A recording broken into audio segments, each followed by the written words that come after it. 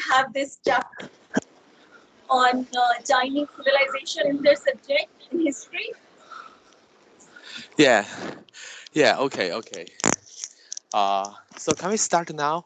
Yes, yes, definitely. All right, okay. Hello, everyone. Nice to meet you online. And first, I would like to introduce myself. And I'm Hai An. I'm the curator in working in the Shanxi Folk Arts Museum. And today, it's my pleasure to walk into this museum and give you show you around, and to help you to understand some Chinese history and its culture. And I just changed my camera to the front camera so you can see the museum here. This is Shanxi Museum, one of the biggest museum in China. I just show you here. This is a five-story building and collected about 400,000 artifacts in this museum. And there are about 12 exhibition rooms and displayed about the 4,000 artifacts in the museum. And today, then we will take about 30 minutes walking to two exhibition rooms, which are regarding the ancient China.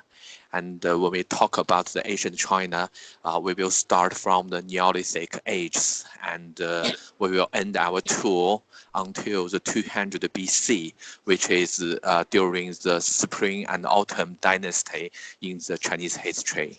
And this museum actually opened to the public in the 2005, and it's open to the public free of charge, which means that you just can walk into this museum as many times you want. So during the weekends, that's lots of people will visit here. There are about 2 million visitors in this museum every year. So I'm very pleased that I can show you around online. Okay, then we will start our journey from the first part of the exhibition room, which we call the cradle of Chinese civilization, because Shanxi actually located in the north part of the China, and it is actually the cradle of the Chinese civilization. And that Chinese civilization actually can dating back to the 7,000 years before, and in the Shanxi province, that's about the from the 6,000 years that we can see some Chinese culture emerged just along the Yellow River side in the Shanxi province. We will start our journey from here.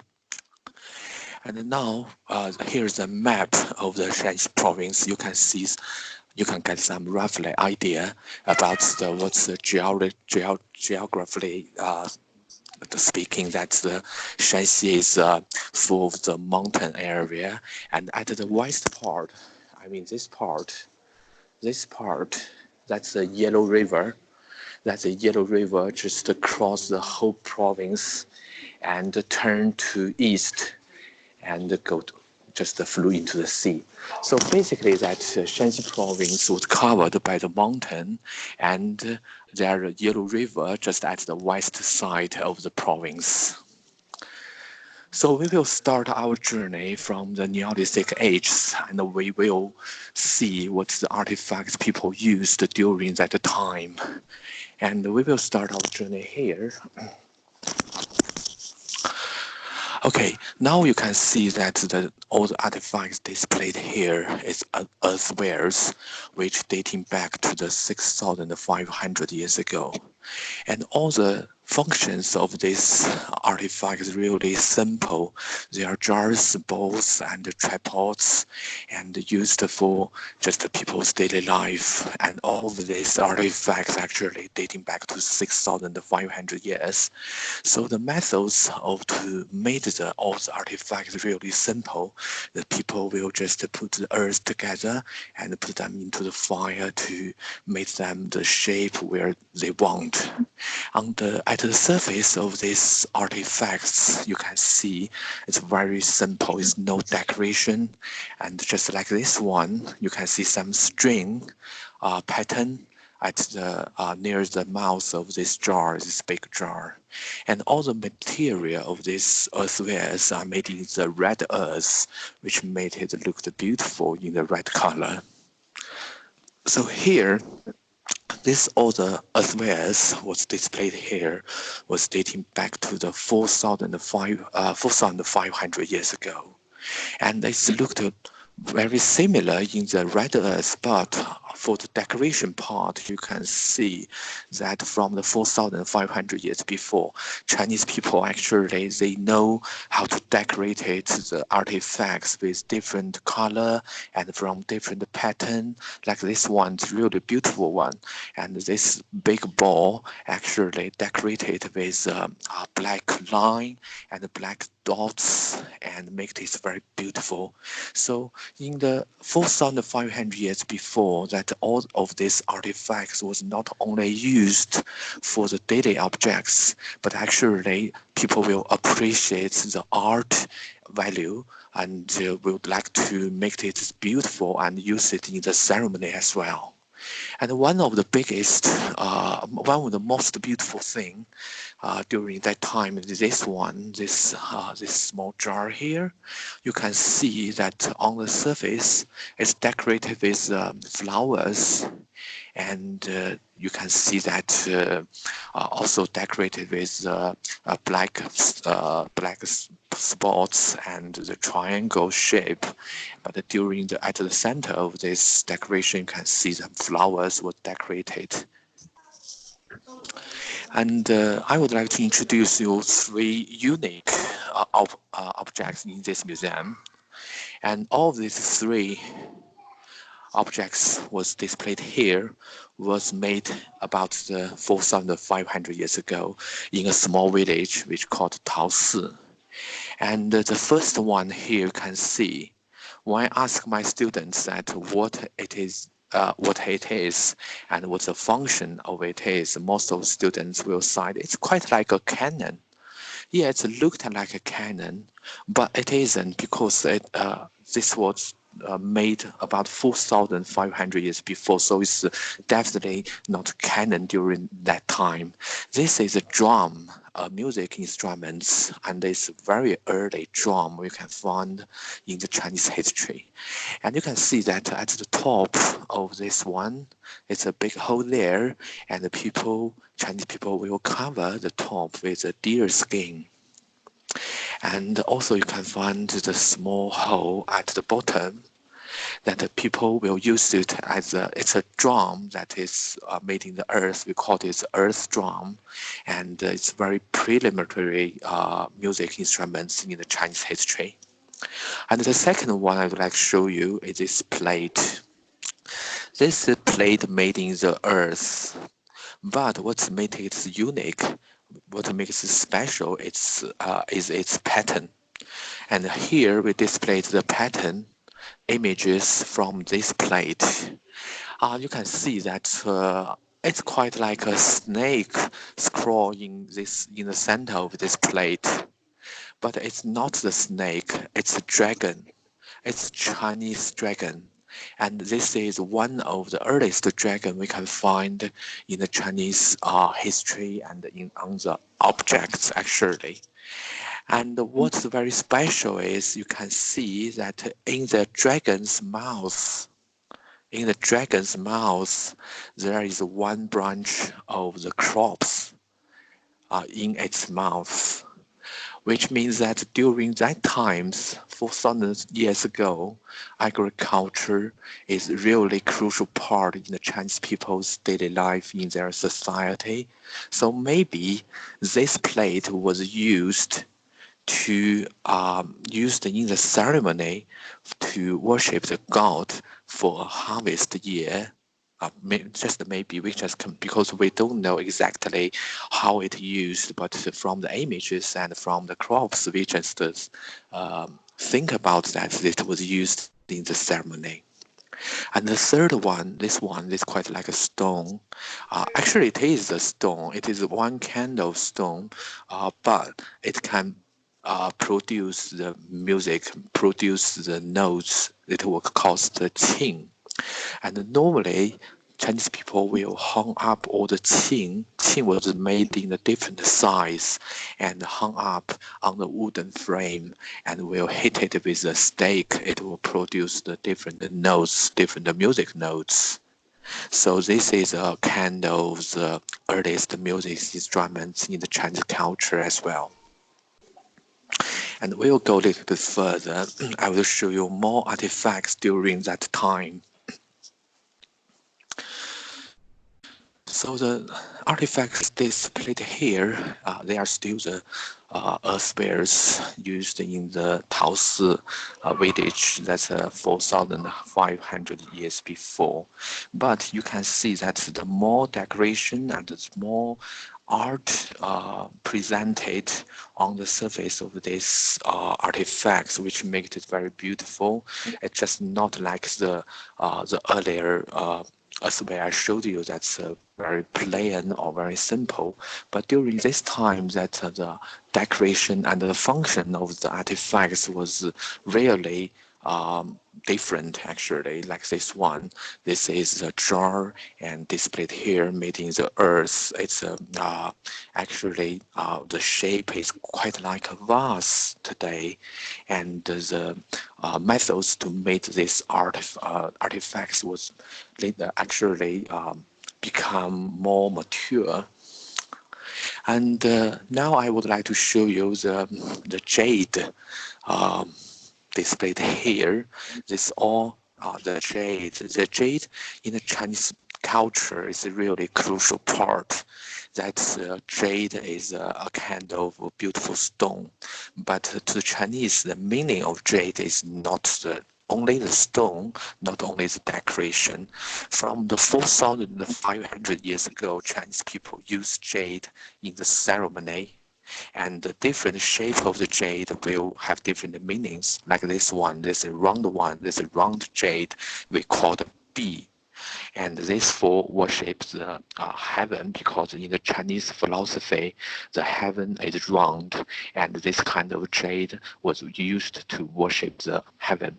And also this one, this is actually a patent, or we call it a pay, the jade pay. This kind of thing, and also this decoration of this small one are used for worship the ancestor, because that in the Chinese philosophy, that the Chinese people believe that the jade can purify the people's spirit, especially after the life. So in the tomb of Chinese people, that's a lot of the, especially the wealthy people, they use the jade, put the jade on the body, on the dead body of the wealthy people, and put them into the tomb. And they believe that the jade can help them to communicate with the heaven and with the nature god. And the square one here, displayed here, this is a square jade you can see. And the square meaning that's used for worships the ground or worships the earth. Because that Chinese people believe that the earth actually is a square and the heaven is round. So the shape of the jade have different meanings. And then I will show you you can see the sculpture here. This is a bones was excavated from a tomb which dating back to the 5,000 years ago. You can see clearly it's still in the earth, and we moved the whole body and the earth around it into the museum. And this is a very old woman, about 60 years old. What is special is on its wrist, you can see on its wrist here, it's decorated with some beautiful nature stone as well. So what I want to tell you about this one is that during ancient times, not only the jade, but also some beautiful stones, Chinese people believe that it will help them to communicate with God after the life. Okay, we'll go a little bit further. From the 3000 to the 2500 years BC, China stepped into the three dynasties, and the three dynasties would combined by three dynasties we call the Xia, Shang, and the Zhou. And during three dynasties, China actually stepped into the Bronze Age. And the Bronze Age means that during that times that the Chinese people use bronze as a material of made artifacts. And the bronze actually is a kind of an alloy which combines the tin and the copper together. And the tin will make the copper a little bit soft and lower its temperature can be casted. And the two artifacts showed here is very important, and this we call the ding in Chinese culture, a round one and a square one, and it's a huge size actually because that in during that times that making the this size of the ding is actually need very high technology. And what I like to show you here is its patterns, its ding's patterns. You can find that this round one, you can find the patterns is really special, or we can call it motif, casted or decorated on the surface of this thing. It was called Taotie pattern. And Taotie is one of the mysterious animals actually worshipped by the Chinese people. It's actually you can see the characteristic of this Taotie is the big eyes. You can see that the two spots. You can vary. It's its eyes and it's got the nose and the horns combined this sacred animals together. Sorry, and to make it as a very typical motif casted on the thing, and this kind of animal also just a symbol of the power and the wealthy. So these two things what it was only used for the kings or the king's family, that's the royal family members can be used this kind of the thing. It's a symbol of the power and the wealthy. And in the Shang Dynasty, the people like drink wines, so we can find a lot of the artifacts regarding the wines in this museum. I would like to show you this one. This one. This is a wine container. It's a wine container, which means that we can put the wine inside it and worship it and display it on the table in the ceremony. It was dating back to the 16th century BC, and it is designed as a dragon. I'll show you a walk around here. You can see the dragon got the horns at the head and the big eyes, sharp teeth. It can be divided to three parts: the cover, the body, and the foot. And also you can see very detailed motif was casted on the surface. So you can imagine that that the copper, the bronze, actually the yellow of this bronze should be the yellow one, the golden brown or golden bright.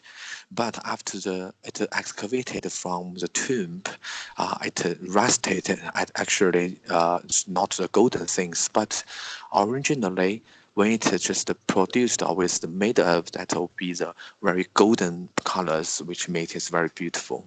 And the handle was designed as the shape of the dragon as well, with very big horns. So it's the wine containers. And another wine containers I would like to show you here is this very special one.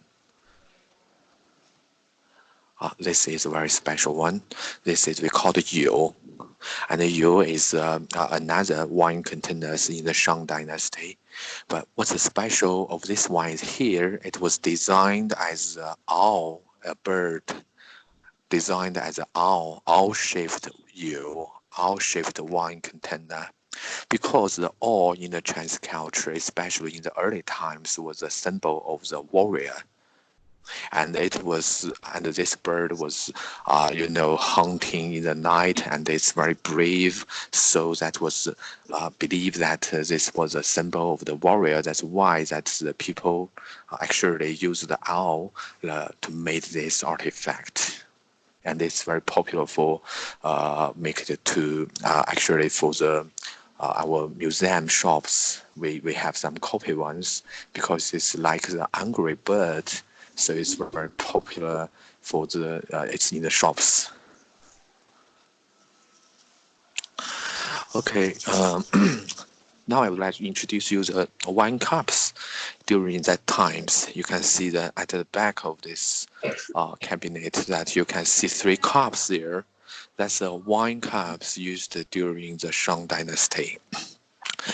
And this small one, this wine is for warming the wines, for warming, for makes the wine warm, and we can put it into the bottle and just pour it into the cups and drink it. And this big artifacts we call it jia in the Chinese that was used to warm the wine as well. You can put the fire under this artifacts and to warm the wine. So wine actually, the bronze actually not only used for making the artifacts, but also it's made for uh, making the weapons during the early times. We displayed many weapons made in the bronze here. These are the axes and also all the different axes actually. And because we can find a lot of the weapons made in the bronze during ancient times. That the mainly reason is that the ancient times, China was not huge like this one, because China was combined by several small states during ancient times. They have the war between each other quite often. So you can see the helmet here, and the one also this all you can see the bronze made arrowheads and the spears. It's all dating back to about 3,000 years ago, or the 2,500 years ago. And from the different types of these daggers, we can tell that which country it was made. Like this one, this was made in the Mongolia, because we can still find some pre-military shapes of the Mongolia knives, or the other shapes are very similar like this one. And also this some gold decorations here to see that during about 3,000 years ago, the gold was used for the personal decoration as well, like this. These are small earrings made in the gold. And also this one, this for the decoration as well. We put it on the head for the head decoration. It's made in the gold as well. Okay, and next I will walk into another exhibition room, and I would like to show you the most beautiful and the treasures of this museum, and it's also the symbol of this museum. That's one of the bronzeware, actually dating back to the about the 2,000 years before, and it was found in a tomb of the king of the Jin state. Okay, we being here, uh, and I would like to show you this one displayed here. This is a symbol of this museum, and this is the um, most beautiful treasures collected in this museum. It's what's called a bird zun. Zun is a kind of the wine container as well. It was made about the 11th century BC, before century. That's about the almost actually 3,000 years before. And you can see that it's a bird, and it's not only the bird. Actually, it's a phoenix in the Chinese culture, and you can see that this phoenix, this big one, looking back, At the small one, there's small phoenix sitting at the big one's back. And it was designed as a cover actually, the knot of the cover. It can be opened and put wine inside. And on its body, it's covered full of the motifs, different, very detailed motifs, and designed beautiful. But what's very special is its tails was designed as an elephant trunk. You can see its tails were designed as an elephant and used its trunk to support the whole artifact. So this artifact was belong to the king of the Jin state, and the Jin is the abbreviate name of the Shanxi, that's our local area. So this beautiful artifact was used by the king of the Jin state, which made it very unique. And the animal was used for shapes different kinds of utensils as well. This is a dragon as well. This dragon was designed as a gong. It's very similar like the one we just looked in another special room, but this one is a little bit bigger. It can be divided three parts as well, the cover, the body, and the feet. And on its body, it's covered with very beautiful motif. And also this one is interesting. This was designed as a pig. It's a wine container as well, but it's a pig. Yeah, but you can see it's very similar like the pig we have today, but it's on its body we have very special patterns or motif showed casted on its body, and the cover can be opened it and put the wine inside it, used for the ceremony. And also I would like to introduce this one. This is quite like a teapot, but of course, tea was introduced to China in the Han Dynasty, and this one in the Zhou Dynasty is quite earlier than the Han Dynasty. So it's a wine container as well, and we can see that's a bird, a phoenix, sitting at the top of these artifacts, and a small bear connected the cover and the body together, designed as a just a joined part. And also, what's special is that there are two warriors designed as a foot and support the whole artifacts. You can see the two warriors was designed as foot, and the mouth was of this pot was designed as a dragon as well. It's quite beautiful and covered with different types of the motif. This is one of my favorite artifacts in this museum. And the next one we can see here, it's a wine container as well. You can see that the four warriors support these artifacts together. You can see it's a 1, 2, 3, 4. The four warriors here. Yeah. And still got the phoenix sitting at the top of these artifacts. So all the artifacts I just introduced to you have a similar factors that they all have very sacred bird we call the phoenix or the bird used for the decoration, because that during that times this kind of phoenix was used on the artifacts quite often, because Chinese people believe that this bird can be communicated with the people and the heaven. And another most beautiful treasures display. There's no light here. It's strange. Sorry, it's very dark here. Oh, yeah. Yeah, here. Okay. The light is coming on now. This is the most beautiful jade site I show you here. This was used for the king of the Jin state as well, was made in about 2,500 years ago. And it combined by the 204 pieces of the jade together with some strings, and covered the whole body from the neck to his foot.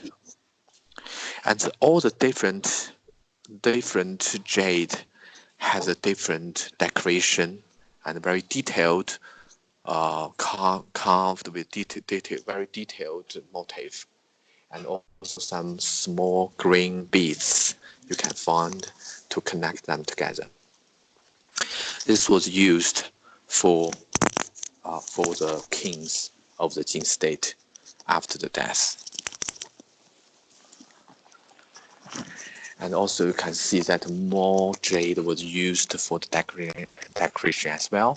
This actually put this jade side onto the shoulder of the Jin state, king of the Jin state, and also this side of the jade used cover the body as well. And this we call the jade face, and what were used to put over the jade face on the dead people's face, because they believe that that will purify their spirit. You can see from this picture, it's clearly showed that all the jade put into this tomb in a different position with a different purpose. This also found from this tomb as well. And also this very small one is a small jade deer, actually used as a pendant. And also this big, actually this big that's a dagger axe, actually was a symbol of the power. Was this jade was put into the tomb to show that the people who buried here is a very powerful people. Okay, everyone. So I have showed you some materials in this museum, and we start from Neolithic ages, and we talk about the earthwares, and then the jade, and also we just talk about the bronzewares in the three dynasties, and also we finish our tour about the symbol of this museum, that which is a bird tune. And I hope you to help you to have some idea about the ancient Chinese culture and also the artifacts they used in the ceremony. Is there any questions?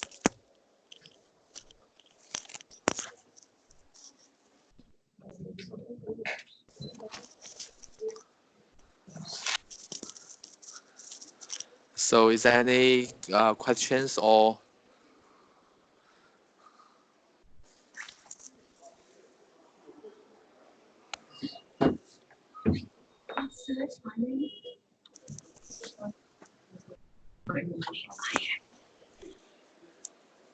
Good morning, sir. I'm Tarni. Good morning. Good morning. I got to know that Shang Xi Museum is regarded as a pearl of Asian dynasties and house of Chinese treasures. Please explain. Yeah. Can you just repeat the beginning, please? Sorry, I didn't hear you clearly.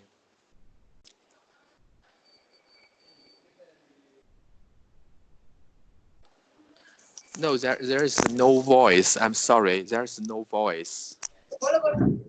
Shang Xi Museum is regarded as the pearl of ancient dynasties and house of Chinese treasures.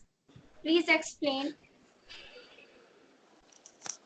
Can teacher help me to explain your question, please? Because it's a little bit noisy inside, so I can't hear clearly. Shang Xi Museum is regarded as a pearl of ancient dynasties and house of Chinese treasures. Please explain. How's Chinese? I really can't catch your question. I'm really sorry about that. Also, Can teacher? okay. So another student is coming up.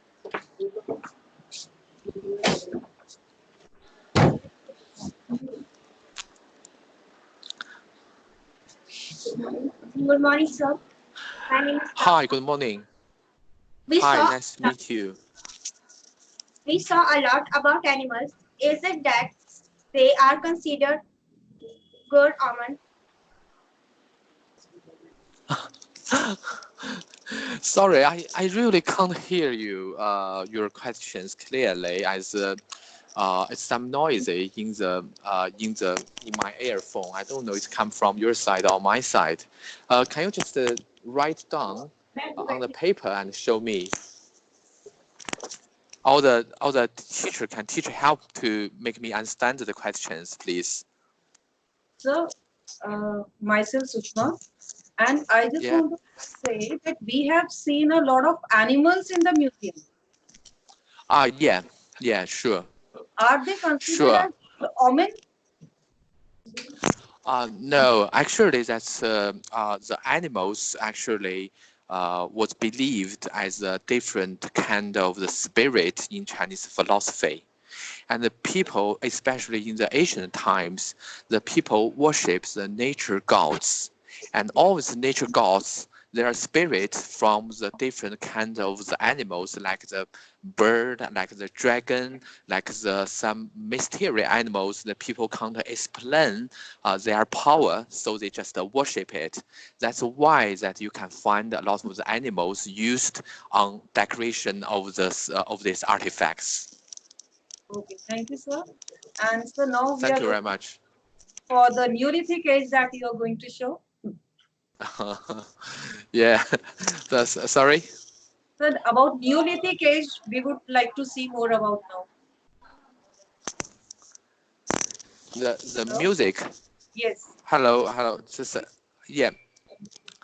I have showed you some music instruments that during the ancient China, that's like the earth drum, like the bells, and like the qing is a kind of the music instruments as well. And the music actually uh, just played a very crucial part in the Chinese daily life, in the ancient times. Okay, thank you. Thank you, sir. Thank you very much. Good morning, sir. Myself, Praveen. Hello. So I want to ask a question that in most of the artifacts, we saw jade stone most extensively used. So what is the reason? As what I said that in the ancient times, Chinese people they fear about the powers from the nature, so they just worship the gods and worship the nature materials they used to worship. They can be blessed, and also they will blessed for next harvest year, and especially when the agriculture was played a crucial part in their daily lives. So basically, that in the ancient times, because people don't know everything, don't know the some knowledge, so they just worship the everything from their side. Okay, thank you so much, sir. Thank you very much. Thank you.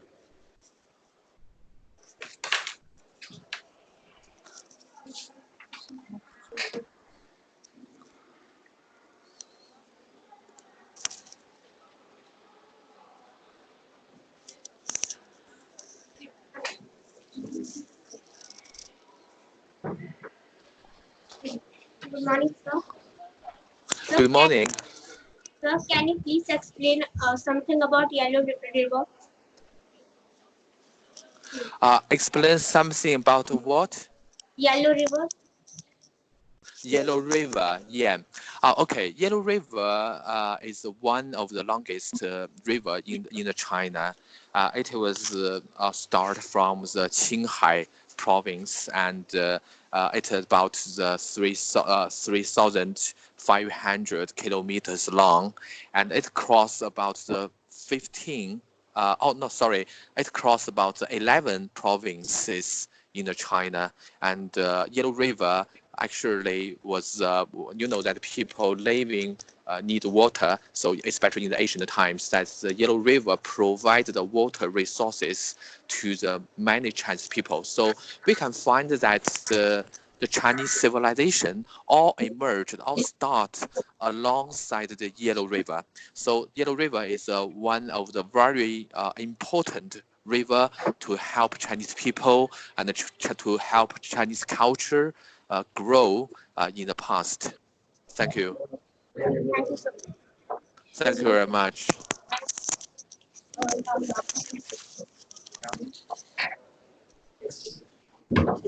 Hello, sir. Hello, good morning. Good morning. Sir, why Yellow River is named as Yellow River only? Why not something else? I didn't catch you. Can you repeat again, please? Sir, why Yellow River is named as Yellow River and why not something else? Ah, sorry, just kind of slower, a little bit slower. Why Yellow River is named as Yellow River?